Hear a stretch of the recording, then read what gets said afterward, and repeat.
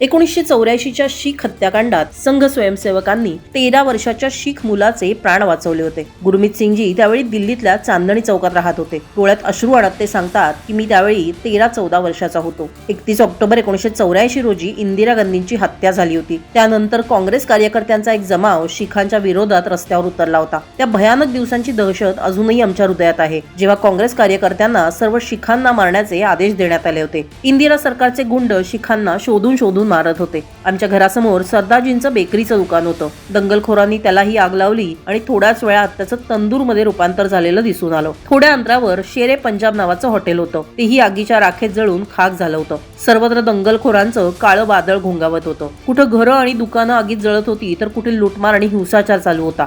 आमचा संपूर्ण परिसर काँग्रेस कार्यकर्त्यांच्या दहशतीखाली होता. माझ्या कुटुंबात 9 सदस्य होते. त्यापैकी 7 जण सकाळी कामासाठी बाहेर पडले असताना त्या जमावाने त्यांना मारून टाकलं होतं. मी आणि माझे वडील घरात लपलो होतो. मग वाहेगुरूंच्या कृपेने आम्हाला काही राष्ट्रीय स्वयंसेवक संघाचे स्वयंसेवक खाकी चड्डी आणि पांढरे शर्ट घातलेले हातात काठ्या घेऊन आमच्याकडे येताना दिसले. त्यांनी आमच्या गल्लीत संरक्षणासाठी घेरा तयार केला आणि दिवस रात्र पहारा दिला. मला अजूनही आठवतं की शांती देसाईंच्या नेतृत्वाखाली सुमारे 12 ते 13 दिवस संघाच्या स्वयंसेवकांनी आमचं रक्षण केलं होतं. त्यावेळी त्यांनी आम्हाला अन्न आणि धाडस दोन्ही दिलं, जे आम्ही कधीच विसरू शकणार नाही.